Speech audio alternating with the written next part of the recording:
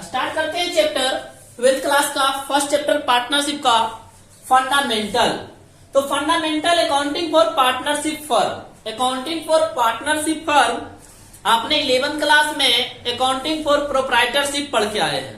Proprietorship का मतलब क्या था सर? सिंगल ऑनर क्या करता है? कोई भी बिजनेस को चलाता है, वन पर्सन।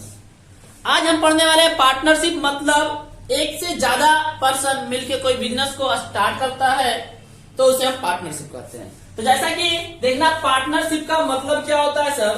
तो पार्टनरशिप का मतलब होता है कि Indian partnership act 1932, Indian partnership act 1932 section 4 हमें ये बताता है। देखना जैसे इंडियन पार्टनरशिप एक्ट 1932, अब समझना कि जो पार्टनरशिप एक्ट है 1932 है।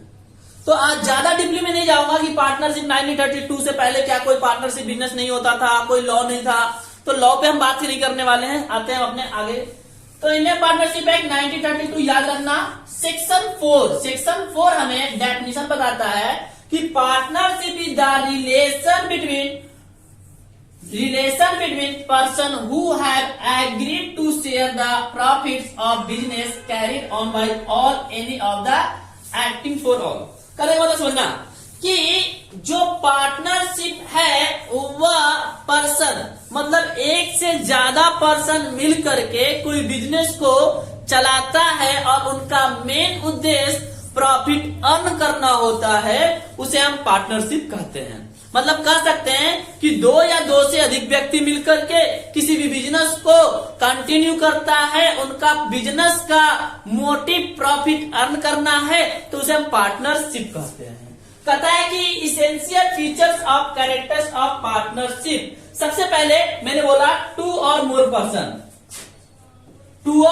पर्सन, मतलब बिजनेस को पार्टनरशिप में आना है तो पार्टनरशिप के लिए कम से कम दो व्यक्ति का होना जरूरी होता है, except the following is component of the contract. कहता है कि जो पार्टनरशिप होगा, जो बिजनेस में पर्सन होंगे, वो कुछ पर्सन्स को छोड़ करके वैसा व्यक्ति जो माइनर है, माइनर का मतलब सर जो 18 वर्ष से कम का पर्सन है, वह बिजनेस के पार्टनरशिप में इंटर नहीं कर सकता है।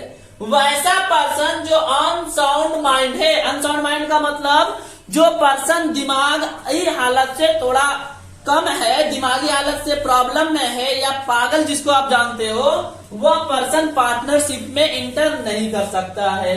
Person disqualified by any law. अब सर ये क्या है ये समझना।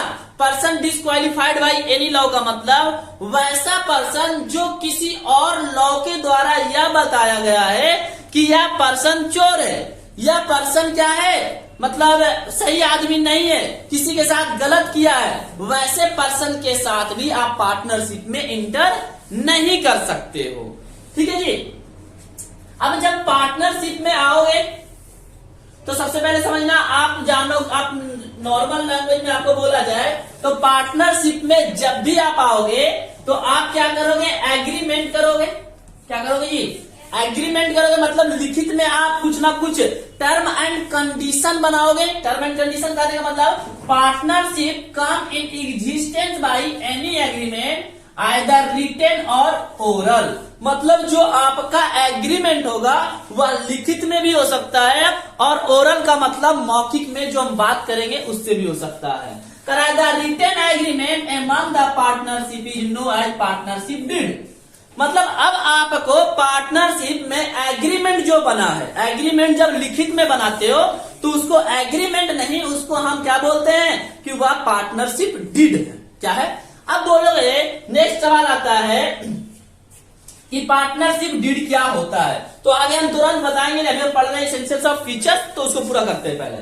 फिर आता है लॉफुल बिजनेस। अब ऐसा नहीं है कि बिजनेस जब आप स्टार्ट करोगे ना पार्टनरशिप में, तो वैसा बिजनेस स्टार्ट कर लो जो लॉ के द्वारा मना किया गया है। ड्रग्स के हम सेल करने के लिए, ड्रग्स को सेल करने के लिए कोई पर्सन क्या करता है, किसी के साथ पार्टनरशिप करता है, तो कहते हैं कि यह क्या है कि लॉफुल बिजनेस नहीं है। तो लॉफुल बिजनेस किसके द्वारा? जो गवर्नमेंट के द्वारा बैन नहीं हो। आपने बीच में सुना था कि सर जी मैगी पे बैन लग गया है। अब मैगी पे बैन लग गया है मतलब इसका ये था कि मैगी आप खरीद बेच नहीं सकते हो मार्केट में, मतलब मैगी के लिए आप किसी के साथ पार्टनरशिप भी नहीं कर सकते हो।